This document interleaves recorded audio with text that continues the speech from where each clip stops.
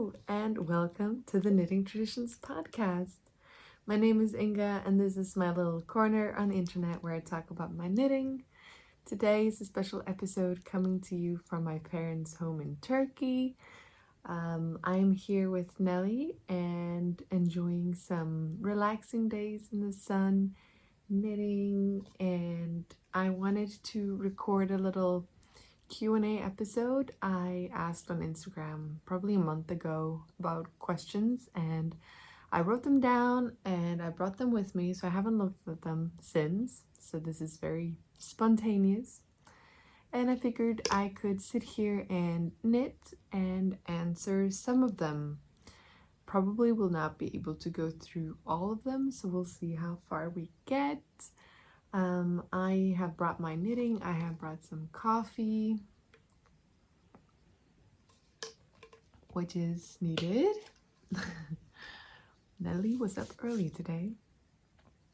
And what I'm wearing is the Brise top by Pia. Her Instagram handle, I don't want to get it wrong, so I'll put it on the screen. And I think it's Pia Trans, but yeah, it will be on the screen. And I knit this in Lina from Sannesgarn. I really like this top. It's great to throw on. I have my bikini underneath because I'll be going outside afterwards. And before I get into the knitting, I guess I could just show you what I've been knitting on since I got here. So the main thing is what I'll knit on today, but I also managed to finish this, which is a very similar color. This is the lace dress body from Knitting for Olive in their pure silk yarn.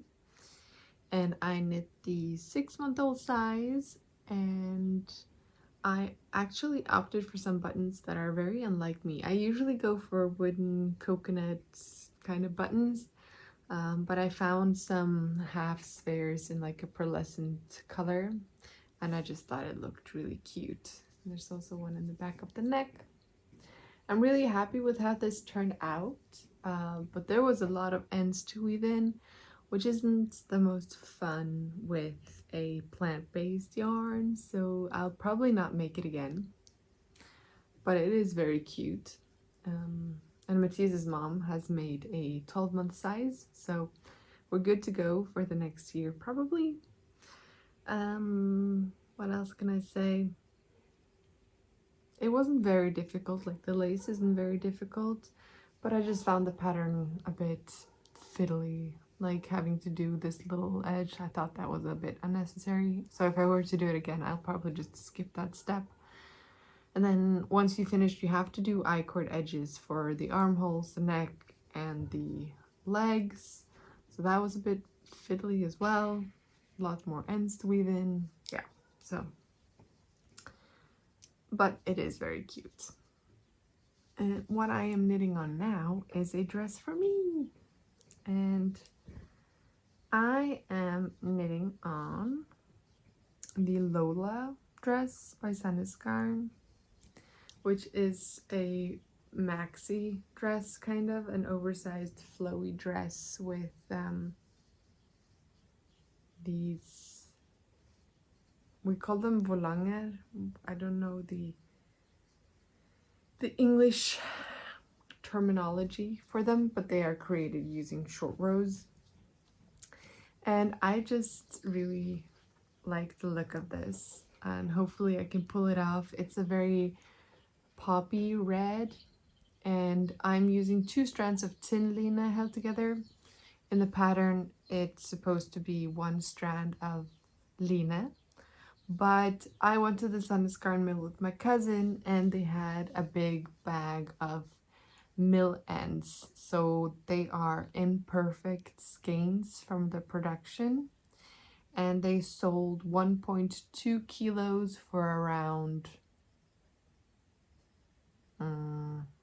approximately like 30 euros, 30 US dollars. Are they the same-ish now? 360 kroners or 40 kroners, something like that, which is quite affordable considering it's 1.2 kilos of this yarn, which normally would be a lot more expensive. I have looked at this dress before, I have the pattern, but I just wasn't ready to invest in that much amount of yarn. But when I saw this color, I just couldn't not get it. So that's what I did. And I finished all the top parts. In the pattern, you do these afterwards, and I think also the edges for the neckline and the button band.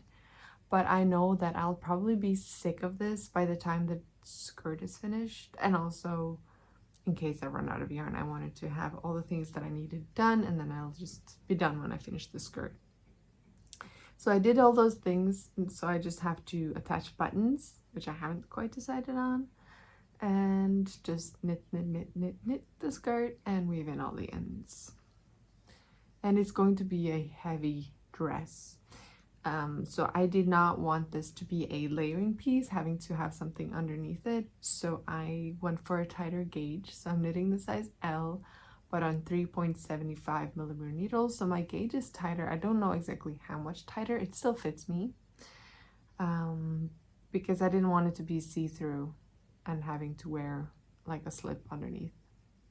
Because it's a summer garment and quite heavy already, I wanted to just be able to wear it on its own. So we'll see how far I get with 1.2 kilos of yarn.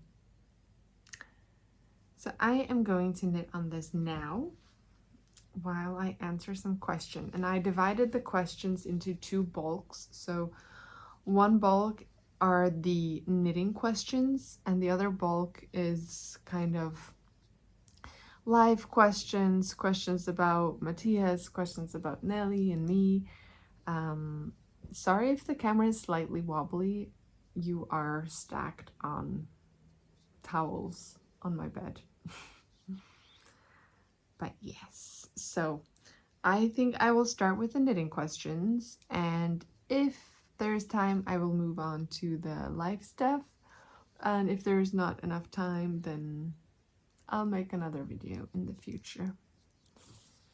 And sorry about my messy appearance. I just woke up, but this is what we do when we have to find the time to record in between other things. So I have the sheet in front of me, so if I'm looking down, it's either because I'm reading the question or because I have to look at my knitting somewhat. Usually I can knit stockinette without looking, no problem, but I am holding two strands of yarn together and they are plant-based, so they are, what can I say? They are a bit splitty, that is the word. I also need to attach another one. Probably should make sure there's not a knot on it before I start, because that would be annoying. Speaking of having extra ends to weave in. So, first question is, what is my peak comfy setup? Also, I didn't write the questions down word by word how they were asked, just because I had to squeeze them all onto a page.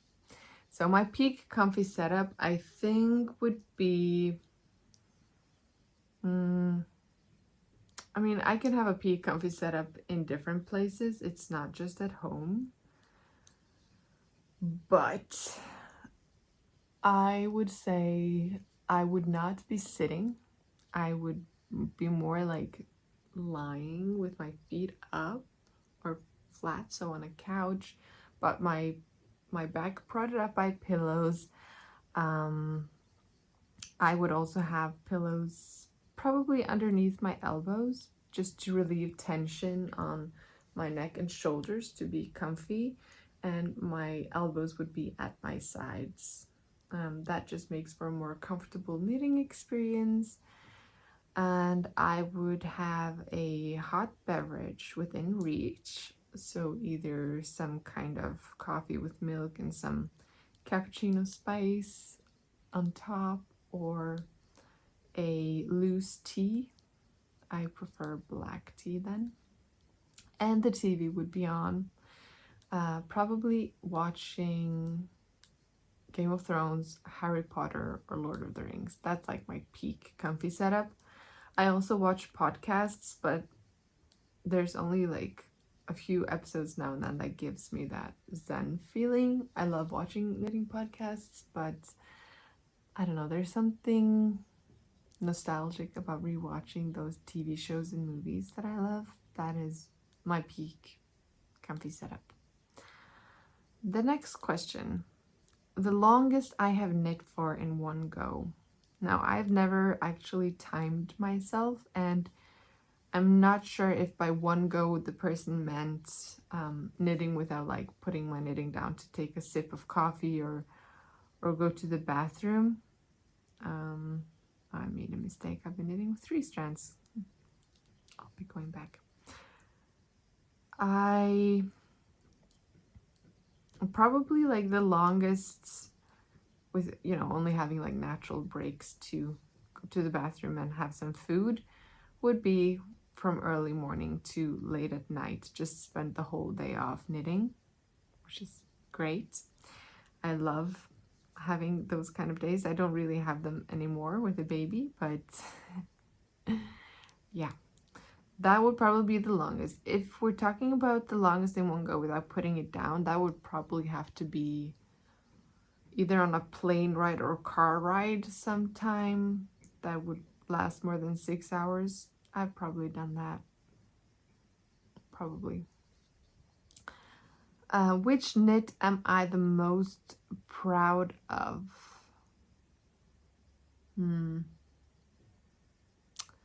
I would say, and that also links with another question about which knit did I kind of persevere through, if that is a word, but glad that I did persevere. That would be the Chestnut Cardigan by Marie Wallen. That was a labor of love. It is supposed to be knit flat, but I converted it to be knit in the round, and that was, it took some brain power to do it, and I also had to steek for the first time, and I think I opted for a kind of a felted technique, and I prodded my finger a bunch of times with the needle, and it was not the most fun experience.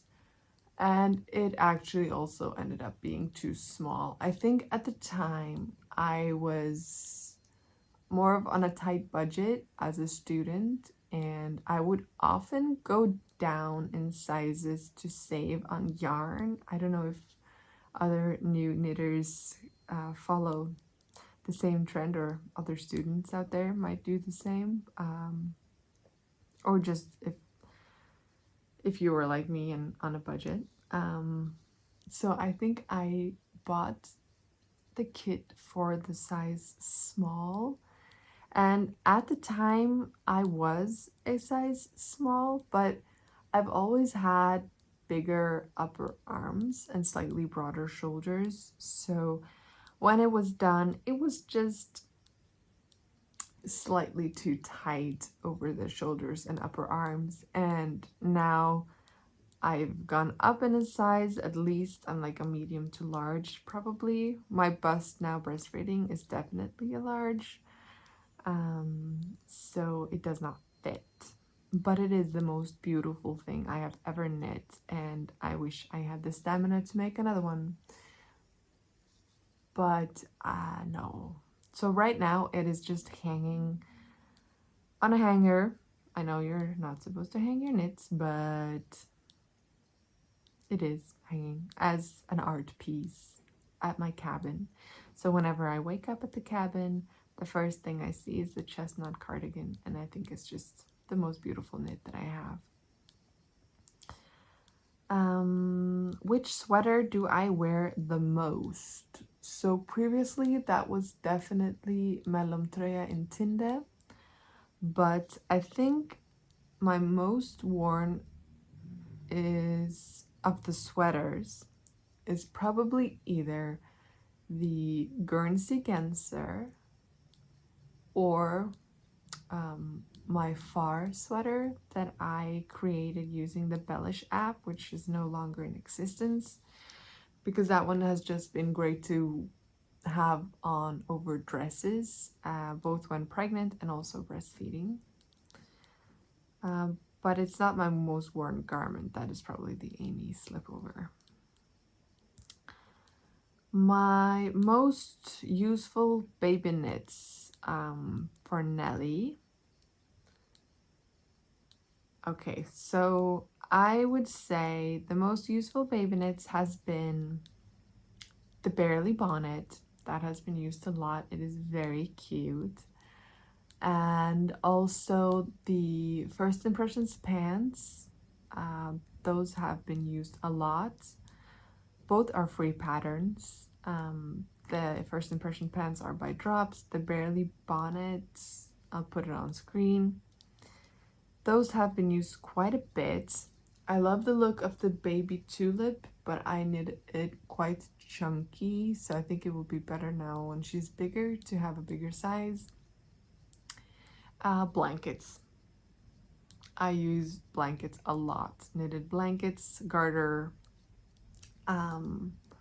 Now back home we use a lot of wool blankets. Down here in Turkey we've been using a cotton blanket that I knit using the Nelike pattern, and I used a cotton cake that kind of changed colors throughout, an ombre yarn, and I actually got some more of it now that I'm here to make more in the future. That has been lovely as well. So I would probably, I mean, all knits have been useful. We've used everything, sweaters, cardigans, pants, and hats. Oh yeah. Socks, I've not used socks that much. I have some booties that doesn't go off as easily, so those have been used. Those are some boots by Jord. I got a pair from my friend, and I also got another pair from Matthias's mom's friend. Knitting culture is a big thing here, and they are lovely. But yeah, the most used for her has probably been pants and hats, and she has a lot of different cardigans and sweaters, so they have all kind of taken their turn being used. I've not used knitted bodies that much just because it's been so cold in Norway that kind of pants and sweaters has been necessary and not bodies.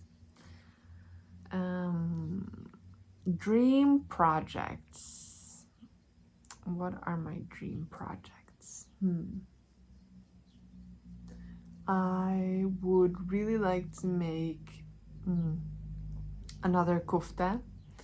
So in the past 2 years I have made one, and I have not started one this year just because I have not had the time. There's so many things that I want to knit, but I do want to make one for the area that I live in Norway, and I'm thinking of maybe doing pink and white for it, but I haven't quite landed on it yet.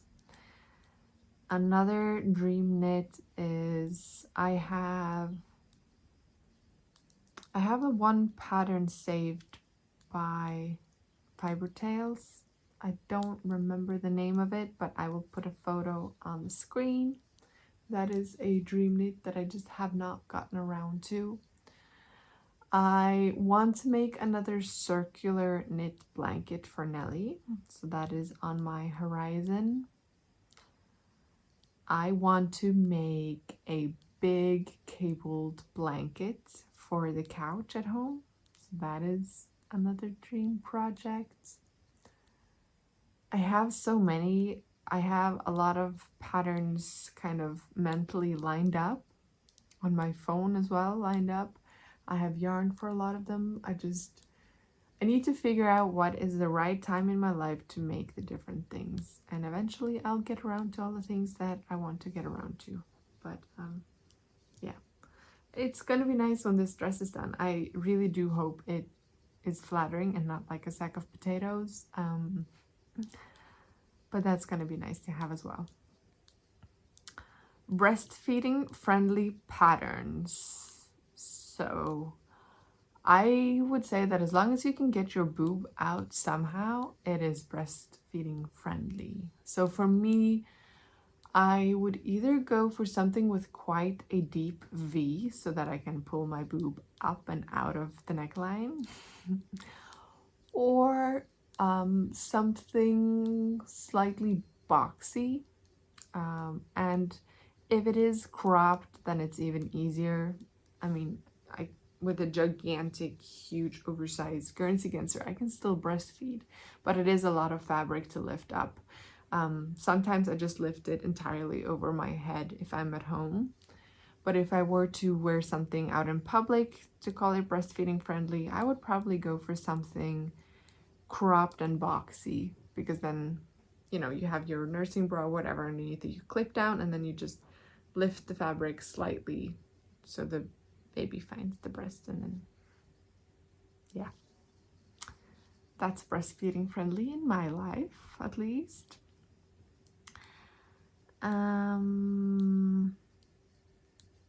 So I don't know if I could say any particular one, because I feel like a lot of patterns are like that these days. There are a lot of boxy cropped patterns. You can make a lot of patterns into a more boxy version by going up a size. You can crop it by just stopping earlier if it's knit top down. So yes, this one I would call breastfeeding friendly. My ranunculus summer version I would call breastfeeding friendly. My Nordiska is a v-neck. I breastfeed in that one. I don't really have a lot of knits that I would say are not breastfeeding friendly. If they're very like mohairy and shedding, then that's not the best, because that will be fluff around the baby's airways that you don't want. Next question. My hips are larger than my bust. How do I pick a size? So that really depends on how you want the garment to fit, because if it is an oversized fit, you could always just use your hip size as the one that you need to knit for, because the circumference of the pattern is always the widest area, so it's not necessarily your bust. But you might not like it being so big on top, so what you could do is go for a smaller size. Or if it's top down, you could go for a smaller size that would fit your like upper area, and then when you are at the armholes, you could add more stitches as you join the front and the back and the round, if it's that kind of a construction, and that way have enough stitches to fit your hips if it's a garment that also goes over your hips. However, if it is a pattern, a garment, top garment that does not go over your hips, let's say is a cropped thing that stops at your waist or just above your hips, then you could just knit for a size that would fit your bust. Some people go for a smaller size when casting on, and then before splitting for sleeves, they keep going until they have reached a larger size, so they will have a deeper yoke than usually. So that is also an option, but I would probably just add the extra stitches needed underneath the armholes. Or you could do some increases on the sides as you go down to create more of an A-line. That is also an option. Put a marker on each side and do increases on each side of the marker every now and then to create an A-line shape. Best pattern for babies so far. I am torn between the ones that I said before, but I think the next thing I'm going to prioritize should probably be the Barely bonnet, because I just finished another pair of the pants. That's a hard one. It's a hard one. Can I say both? Maybe. Next question. I got a lot of this question, and that is if I get muscle pain from knitting, and I don't. If I were to sit like this, then maybe I would get some back pain because I'm not supported sitting like this. And also, if I were to knit on very big needles, I might get some strain as well, just because it would be a lot bigger movements. So, and also when I first started out knitting as a child, my grandmother taught me I was a very tight knitter, and that would cause me some pain, but that was because I was using a lot of force to just get my needle into the stitch. So the way that I knit that works for me, everyone is different. I knit continental. So with continental knitting, there is less big movements of the wrist, and it is possible, and I try to do that I don't just pick the strand with one hand like this while the other one is stiff, because that would create a lot more movement on my right hand than my left hand. So instead I try to kind of help with my left hand with the movements so that it's kind of a symbiotic relationship. So both wrists are moving slightly, but not too much. And a lot of the work is done by my fingers moving as well, and not just the wrist going. So that is one, and I do try to keep the alignment of my joints straight. So I don't knit like this. That would cause a lot of strain on the wrist, and I don't knit the other way, if that is even possible. Yeah. So I try to keep my wrists straight as I go and do small movements and at a pace that feels comfortable. I can go faster, I can go slower, it all depends on what I'm doing. And I also like to shove a lot of stitches onto my needle. The yarn I just hold over my finger, and then it just kind of runs down, so I don't have to do this a lot of times, because that is also extra movement. And then the only limitation is really when I run out of stitches that I can knit, then I have to shovel some up on the needle again, and also push them down on the other needle. Now, so that is my closed area to the knit. The other thing is my elbows. My elbows are always close to my body and at the side resting. If I knit on the couch, which is my comfy setup, I will have pillows prodded up underneath to help with support and just make it more comfortable. Because if you knit like this, and I knit like this when I first started out, because you're so concentrated, so you might sit and knit like this, that creates a lot of strain on the neck and shoulder, and a lot of time pain comes from further up than, even though the pain is here, it might originate up here. So it's the same at work as in surgery. You keep your elbows close at your side. That's the most ergonomic position, creating a 90-degree angle at your elbow from your side. So that is also how I knit. And I like to be supported in the back as well, just to help with my neck and shoulders to relax as well. And that way I don't do any stretches. That is something that you could try as well if you have pain, to stretch and see if that helps. I don't do it. Maybe in the future I will have to, but so far, no. And I have some screws in my elbow, 5 screws, from breaking it into 5 pieces, and sometimes it makes a little bit of a noise, but I'm not getting any pain from knitting, thankfully. Yeah. Next question. Summer knitting plans. Do I ever use bright colors? Those are two questions. Bright color, summer knitting plans right here. I don't think I'll be making summer tops for myself. I have quite a few. I don't use a lot of them. I like to use this one. I like to use my ranunculus and my Seaborn tee. Those are probably my most used summer garments, and I don't think I need any more as of right now. So once I finish this dress, summer knitting is probably going to be for Nelly, and maybe another knits blanket, a bigger one for next summer season or late summer. And for bright colors, I do use bright colors. Typically when spring comes around, I feel the need for color, and that is when I go for the bright colors.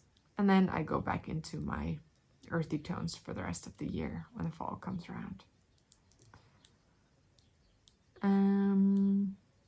What does my knitted wardrobe look like? Now, I don't remember if I took photos or B-roll before going here, but I'll insert it if I have it. But in my wardrobe, I have my garments, my knit garments folded on shelves, and in drawers, I have quite a bit now. I also have like a few tank tops in my underwear drawer because I use it as underwear. My socks I have stored in a box in the hallway so that people visiting can also just put on a pair of socks if they want to. Yeah, and I usually have like a cardigan draped over a chair in the living room so that I can just take it on if I go out on the terrace, either for gardening, a coffee, or with Nelly. Favorite yarn and why? Well, that one is hard. It used to be Hillesvåg Tinde, but yeah, no, that one's hard. I don't know if I can say that I have like one specific favorite yarn right now. There's so many beautiful woolly yarns in my stash that I love for different reasons. Yeah, I don't know if I can say if I have a favorite one right now. I don't think, it doesn't come to me at least. But as I am knitting on summer yarn, my favorite summer yarn is a bamboo cotton blend 50-50. So I've used from different producers. If it's a 50-50 cotton bamboo, that's probably my favorite summer yarn at least. For other yarns, I do love a good warm yarn that is not too heavy. So ideally I would go for a worsted spun yarn, and I would like one that doesn't pill and is warm. So if I can create a warm, lightweight garment that doesn't pill and comes in beautiful colors, then that is probably my favorite. And to fit those criteria, the Amy slipover is knit with one strand of the unspun Hillesvåg together with one strand of silk mohair. And that fabric is stunning. It doesn't pill, it is super lightweight, and it is warm, even though it's not too chunky. So maybe like a combination of yarn is my favorite. Let's see. A favorite heirloom yarn. I think I would have to say Rauma Finul, because that is what I have knit my koftas in, and they are gonna be a great heirloom piece to be handed down. It holds up really well. It comes in a ton of colors. It doesn't really pill. It is lightweight but warm, so it fits a lot of those criteria. So maybe Rauma Finul is my favorite right now. It is my favorite heirloom yarn, at least. Where do I get my cones from? So I have cones from several different places. The first cones I ever got are probably from Holst. I got some Holst super soft cones that I bought online.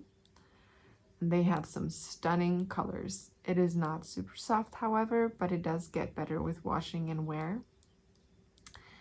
And then I have some British wool 4-ply from the UK. Woolly knit. I have quite a few of those cones and they come in beautiful colors as well. They have a very rustic feel. It's almost like a bit hairy yarn, and it creates beautiful garments. I also have a merino cone from them, but I haven't used it yet, so that is on my to-do list. And then I have some cones from Knit Rennie, which is like a side branch of JC Rennie from Scotland. And from them I have some cashmere merino, I think, blends. Beautiful heather colors, but those have a lot of spinning oil. Sorry, it is early morning. They have a lot of spinning oil in them, so those are better for knitting outdoors. Unless you are willing to hang them up, wash them before knitting with them. I don't. I'm lazy, so I'll be knitting outside for those. And I also have some cones from, I think it's Woolly Yarn. It's from, now I don't remember which countries, I don't want to say it wrong, but a country in Eastern Europe. I have some silk mohair cones from there. Then I have some cones from Garnspecialisten, which is a Danish-based company, but they also have a base in Norway that takes yarn left over from the clothing production in Italy, and they resell the yarn for a cheap price. And I also have some cones from Knit Shop Italy, which is an Italy-based company which sells like leftover yarn from the clothing production. So the Knit Shop Italy, the ones that I have from there are more kind of one-of-a-kind yarns. They have smaller quantity, but they have a lot of different yarns, and it's always being renewed. So if you're interested, I would recommend subscribing to their newsletter, because then you get notified when they have new yarn in, and it's always different. Garnspecialisten, they have more like big quantity from the clothing production, so it's easier to get more if you run out of yarn from them, but they have not as wide of a selection as well, comparatively. And I think those are all the cone sources that I have. And let's see, next question, where was I? Favorite sock yarn. I don't think I have a favorite sock yarn. Do I? I really did enjoy knitting with the Retrosaria. What is their sock base? The sock base from Retrosaria. I really enjoyed knitting with it. I accidentally felted one of the socks in the machine, but I can still get it on my feet, and I just love how they feel. They are 100% wool yarn, so there's no nylon in it. It's non-superwash, so maybe that is my favorite sock yarn. I really should make some more socks in that yarn, because I do love them. Either that, or I knit my rustic cable socks, which is my own pattern. I used a Canadian yarn that I got from my yarn swap friend Sue in Canada, and I believe that was a yarn from Briggs and Little, and that is an amazing pair of socks as well. They feel really nice on the feet, so that I don't remember what the base was. Maybe I have listed it on Ravelry under the pattern, but yeah. Briggs and Little had some lovely sock yarn as well. Favorite plant-based yarn? Yeah, that is probably the Bambino, which is 50% bamboo, 50% cotton from Viking Yarn. My favorite yarn weight is probably a sport weight.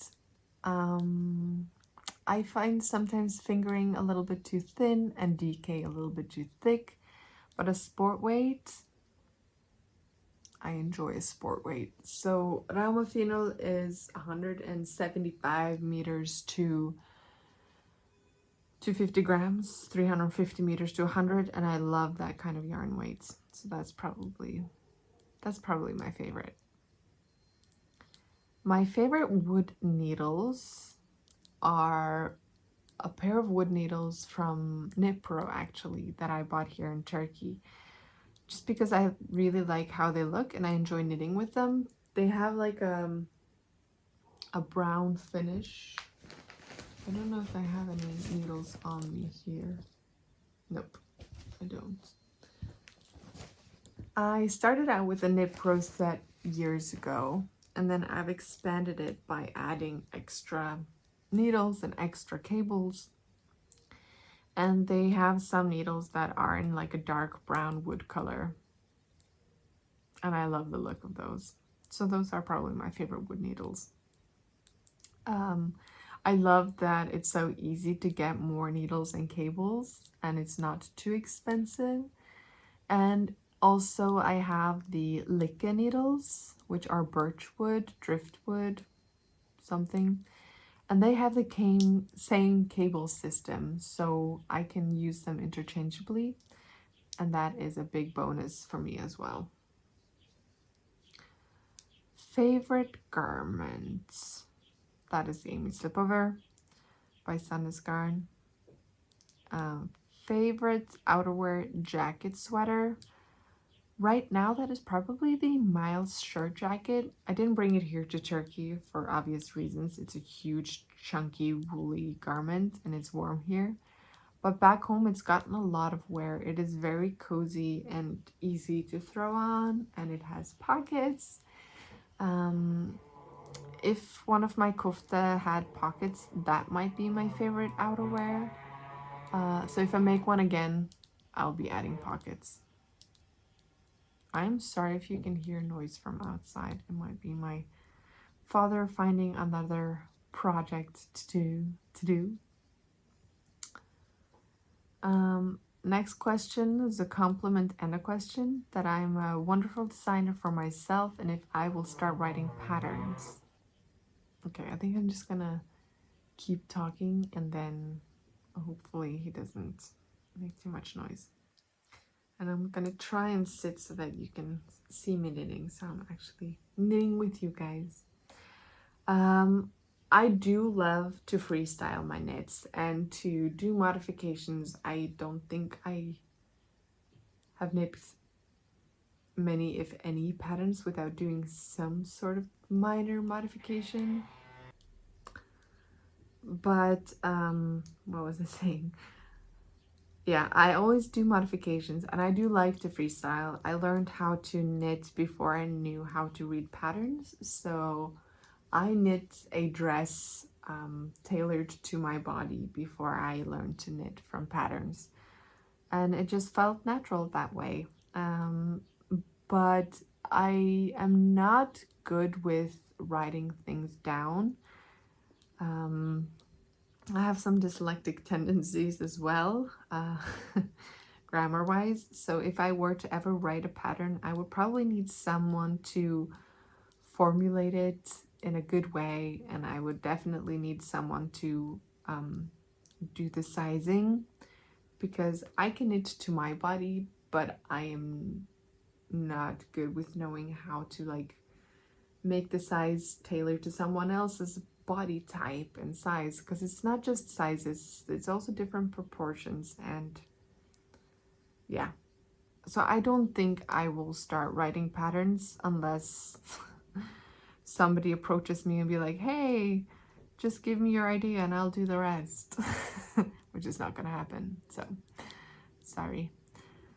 I do have like a few patterns, but those are patterns for like cowls and socks and things that are not from like a 2XS to a 8XL or whatever size range a garment should be these days. They are more like, this is a cowl and you can felt it to make it smaller or add or remove repeats, and it's easier that way. Softest non-superwash yarn and favorite low-cost yarns. Favorite low-cost yarns, I mean, I live in Norway, so wool is fortunately very accessible and affordable. So like a ball of Ramafino is not expensive, so that would probably be it for me here. Hillesvåg as well is affordable. I mean, wool in general is affordable in Norway. If you don't live here, however, then I would probably go for Drops. They do have some lovely affordable bases. I really do enjoy knitting with Drops Air, so that one is good. If you can get your hands on woolly knit cones, that is a lot of yarn for a good value. Same with the knit Rennie and the Hulse cones. It's a lot of yarn for a good value. But soft non-superwash yarn. If you don't mind knitting with unspun, then Nutiden and Hillesvåg unspun are very nice, in my opinion. I have not tried a lot of indie dyed yarns myself, but I do know a lot of indie dyers do carry merinos non-superwash with like a very high micron count, which is very soft. Zakami are the ones that I've probably knit the most from, and they have some delicious bases, like luxurious bases, like silk, camel, llama, alpaca, yak, cashmere. They have some delicious bases, so check them out if you're looking for like a luxurious, soft, non-superwash yarn, I would say. I would not say that the Norwegian non-superwash wools are like super soft. The softest would be the unspun from Hillesvåg, from what I have tried. Best wool for a very warm blanket. Well, I would look for a worsted spun yarn so that you can have more of a chunky blanket without it being too heavy. I would probably go for, if you're looking for very warm, there are differences between wool, alpaca, mohair, different animal fibers. So alpaca is a lot warmer than wool. So if you don't mind the blanket being more drapey, look for an alpaca yarn. Alpaca, however, is heavier. So if you're not looking for a heavy blanket, go for a wool blanket. You can add mohair to your blankets. That would make it a lot warmer without gaining too much weight, but it also will have that fluffiness. So do you want the fluffiness or not? Yak is also really warm, but that is expensive. The same with cashmere. So I would probably, personally, I would go for a wool blanket. Yeah, I would probably go for a wool blanket. And I would probably go for something around a DK weight if I wanted like a warm one. I'm currently working on the Stella Quilt blanket test for Laura Penrose, and that uses DK weight yarn. So it uses a base yarn, and then the motifs are created with like 100 grams of a DK weight yarn, so one skein, and I'm doing different ones. That one is so squishy, and it's going to be, it's going to be very warm.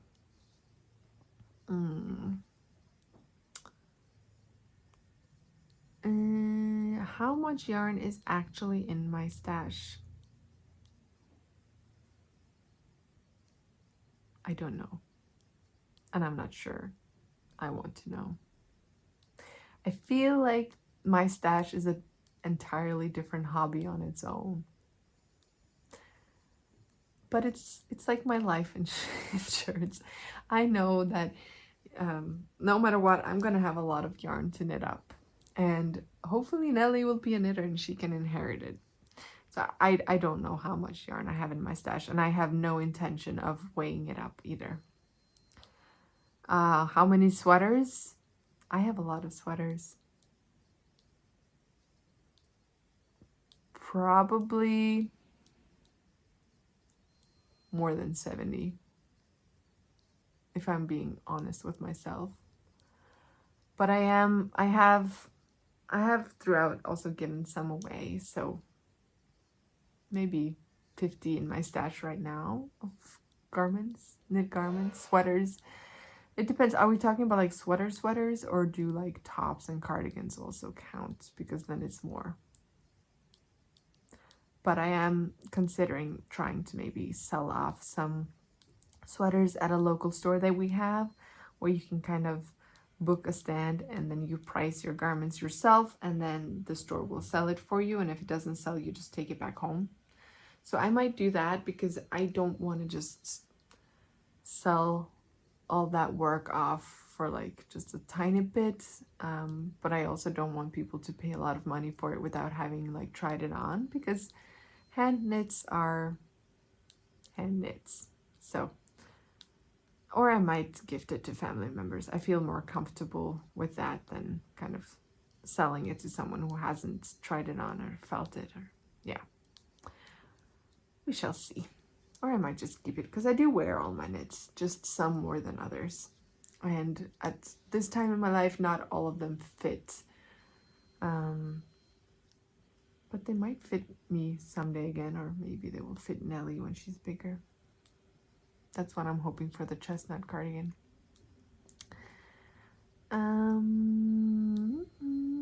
What do I do with the knitwear I don't use? I fold it up and put it in my closet. If I know that I'm not going to use it at all, either for fit reasons or style reasons, I keep them in vacuum sealed bags until I figure out what to do with them. So I do have one vacuum sealed bag with some knitwear that I'm not quite sure if I'm gonna unravel and repurpose the yarn, or sell it, or gift it, or start using it again. What do I watch and listen to while knitting?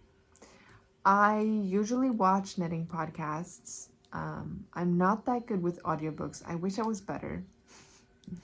But knitting podcasts, if I'm not watching TV shows or movies, it's knitting podcasts. And if you're interested, I am subscribed to more than 100 knitting podcasts on my YouTube channel. And it's possible for you to kind of see who I'm subscribed to if you go onto my channel. So if you're looking for inspiration, have a look there. And there's a lot more knitting podcasts out there than what I'm subscribed to, so I'm always on the lookout for new ones. And yeah, that's what I watch. And I ran out of yarn, so I need to join another ball. Or did it just break? I don't know. These are millens, so sometimes there are knots in them, or they break unnecessarily. That's just how it is. Now I just need to find the end. Okay.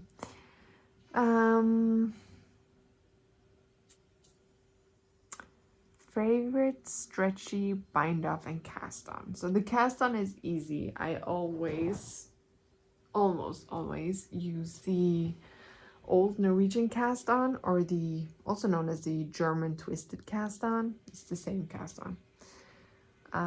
It is similar to a long tail cast on, but it has a few extra movements, and that one is a stretchy cast on. And I also like the look of it. I can't be bothered with anything tubular or Italian. If it's tubular or Italian, I ignore it. There is a stretchy bind off that mirrors the old Norwegian cast on, and that is the Icelandic bind off. And sometimes I use it, but I am lazy. And usually I just do a regular bind off, and I just make sure that I don't bind off too tightly. A few times I have gone up a needle size for the bind off to help with that. And sometimes I do a yarn over every now and then just to create a bit more fabric in the bind off, and that also helps with creating more space in the bind off. I have done provisional cast on for this garment and once before, and that's it. I don't ever do anything faffy. The provisional cast on was a little bit faffy, but it was needed for this pattern, so I did it.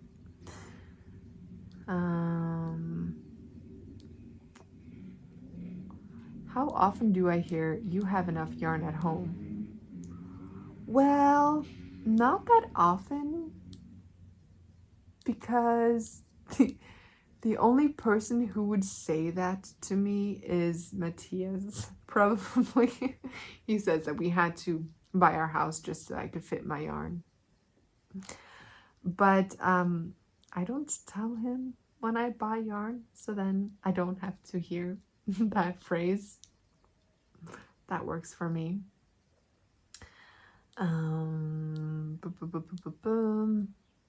Favorite designer? Oh, that is hard. I think if I were to look in my pattern queue of designs that I want to knit, that I have like bought but haven't gotten around to, and also that I have knit from that designer before, there are two, and that is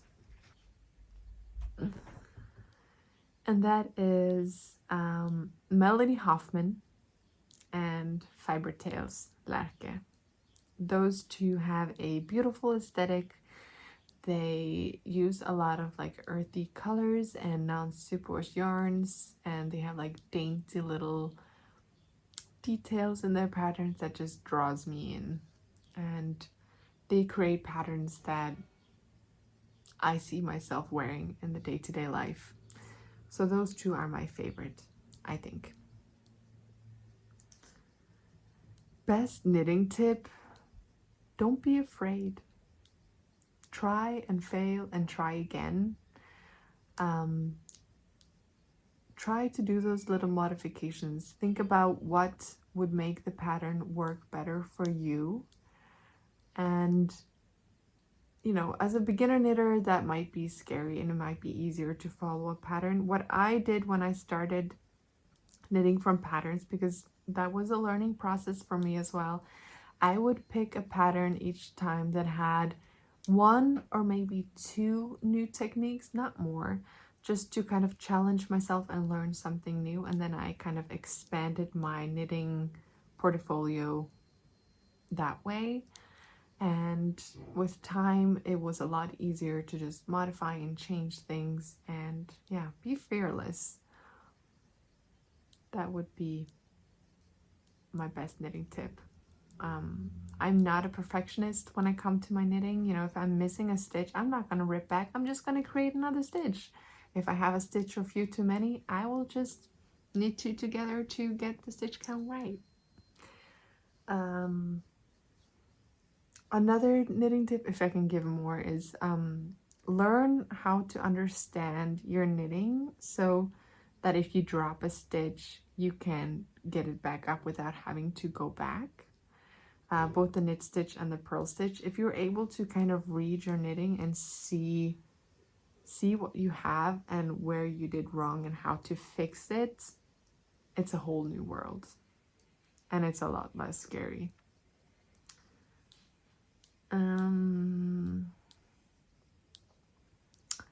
What knit do I wear the most?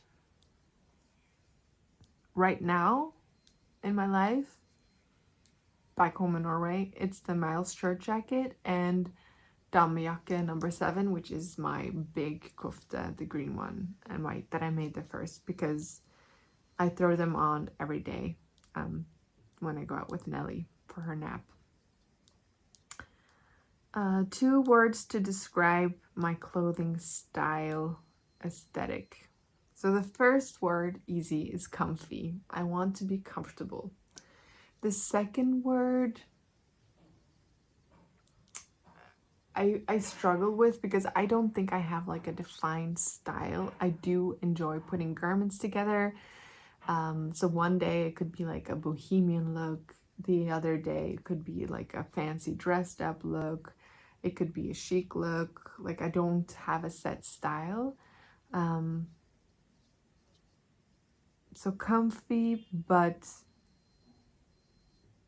fancy. I like to look put together. I like it to be like a put together look, even if it's comfy. I used to be very into fashion and makeup when I was a model.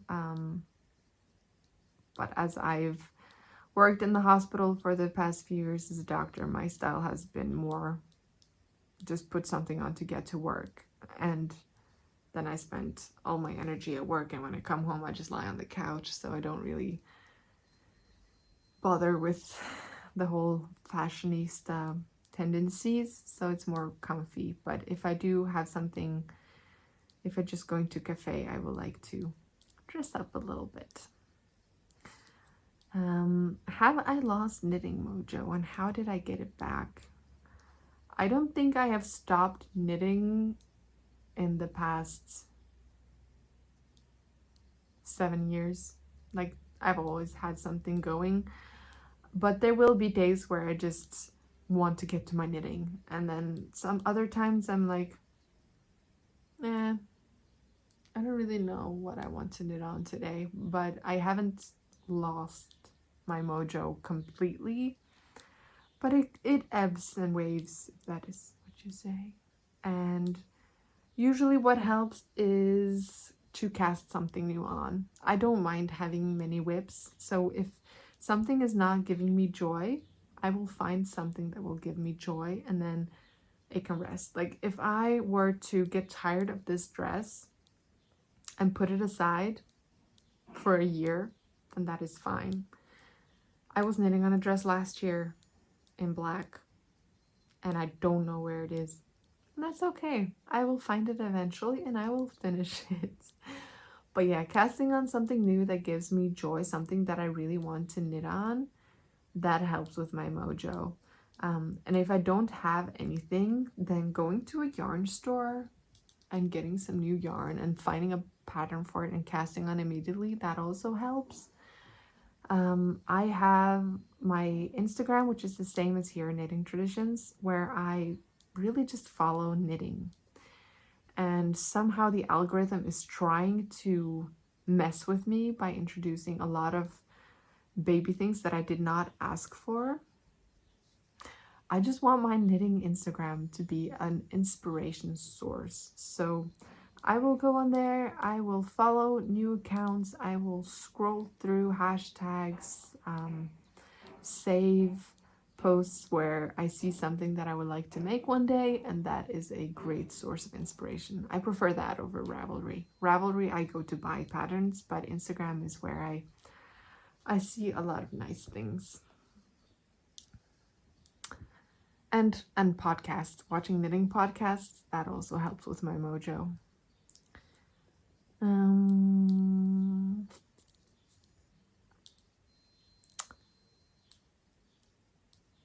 new skill I want to challenge myself with.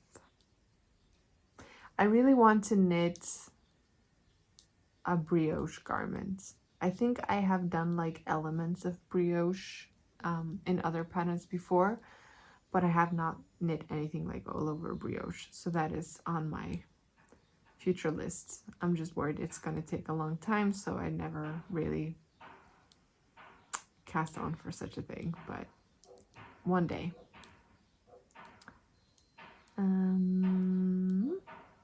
Any yarn I will never use or purchase again. I bought some, was it cattail silk from Pearl Soho?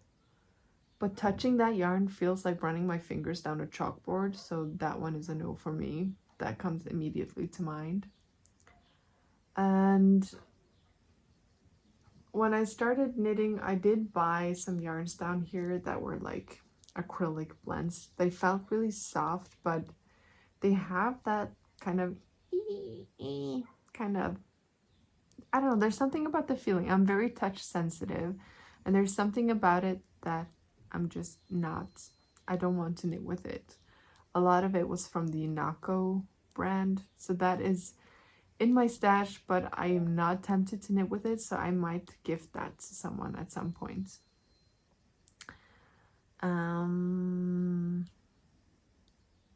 My knitting lineage, my knitting story, and why I started a podcast. I find those three kind of fit together. So my dad's mom, my grandmother, which I called Moor, she's my last living grandparent. She's the one who taught me to knit as a child. And she was taught by her mother, who used to card and spin her own wool, dye it, and knit for the children, because that was how they had clothes. They had to make them themselves from scratch, which is very wholesome, but was very necessary as well at the time. So she taught my grandmother, and I'm not sure who taught her, but I'm assuming her mom and her mom again. That's how it was passed down through generations. And it's also the reason why I call myself Knitting Traditions, because it is a tradition that has been passed down through my lineage. My other grandmother, she also knits, but not as much as my dad's mom. And but she also helped me with knitting when I went to visit there as a child. My mom knits a bit as well, but I have definitely taken over the knitter with a big K in the family. But we do enjoy knitting together, and I help her with understanding patterns, because like me, she was taught to knit but not how to read patterns. So I am helping her with that, and we are knitting together.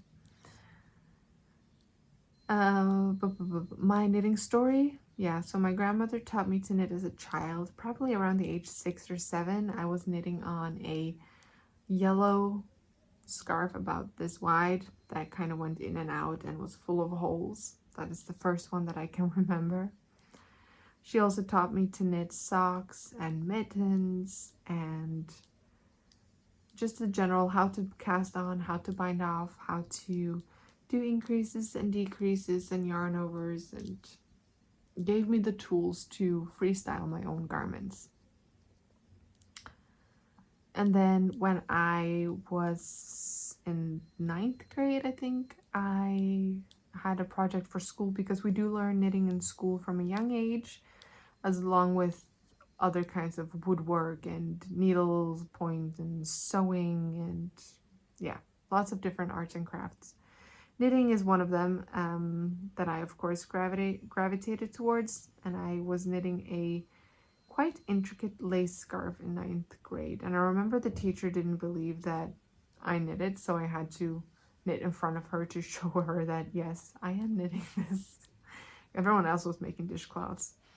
But I felt very proud, and my grandmother helped me understand the charts of how to do the scarf and pick it all out with yarn that she had bought here in Turkey. And then when I was in medical school, I picked up knitting again, like big time. I felt it really helped with studying for my exams. I would listen to online lectures and knit. and I probably at that time was slower, I would knit a garment per exam, and that worked really well for me, and I got top grades and I got beautiful sweaters out of it. So I definitely think knitting helps with my concentration. If I am not knitting, then my mind starts to drift or I look at my phone. So knitting really helps me concentrate and learn more. I retain more information and I can focus for a longer amount of time. And now I just knit all the time. I lived 6 months in a rural, very rural, I can't even say that, rural area of Norway, in a tiny village where I worked as a GP, family doctor, and I couldn't really leave because I was always on call, like almost 24/7. It was like 5 or 6 days a week I was on call for 24 hours. So I couldn't leave the village. After 4 o'clock I could go home to the house if I didn't have patients, but I couldn't leave. So I was knitting and I was a little bit bored. So I decided to, I'll start a podcast because I have the time. And I have never looked back. And this beautiful community has been created, and I'm very grateful for all of you. Next question, how I wash my baby knits. So I wash my baby knits the same way that I wash my own knits. The first time I will usually fill a big bucket with very hot water and some wool soak soap. And then I will push it under the water and just let it lie in there until the water is room temperatured. Then I will gently squeeze out the water and then lay the garment flat to dry. I don't really pin it on blocking mats unless it's very necessary. I just leave it on my bathroom floor, which has heating, and I kind of just stretch it out to how the shape should be and just let it dry there completely. Once I have washed it that way, usually the next times if it needs a wash, I will put it in the machine on wool wash with a soap for the machine that is for wool and silk, and that is how I wash it. If it has stains, the baby knits from like poop, then I will first rinse it in the sink. I have this lemon bar soap for wool that I will rub onto the area and then leave it for a little bit and then rinse it out and then throw it in the machine. And you can also put it out in the sun, and the sun will bleach those bilirubin stains, but it might also bleach the color. So I haven't done that yet.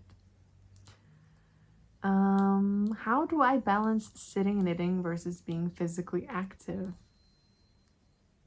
I should probably be more physically active. Before Nelly came, I did go to the gym usually 3 times a week, even when I was pregnant. Now I have not, but I do hope to start that again.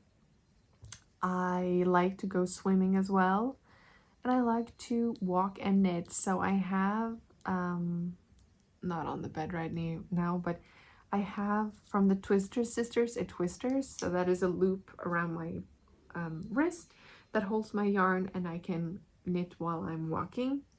So I really do enjoy that. And at home we have a walking pad, so I can carry Nelly in a baby wrap carry thing while I'm knitting, while I'm walking and watching TV, if it's one of those days where I just need to do everything at once. Multitasking. Yes. That was all of the knitting questions, and I do think it's enough for this time. I will see if I can get around to answering some life questions in a future episode, but I did cover like my maternity leave and delivery in one of my latest podcasts at the very end from the cabin, so you could always go there and watch if that's what you're interested in, because a lot of the questions were about that. But yeah, I do hope to make more Q&A episodes in the future, and yeah, I hope that you are well. Feel free to leave a comment if there's anything you're wondering about. I do read all comments. I do try to reply. If you can't get a hold of me, you can also write to me on Instagram. I'm a lot more active on there, and messages don't get as lost in the mix as they sometimes do on YouTube.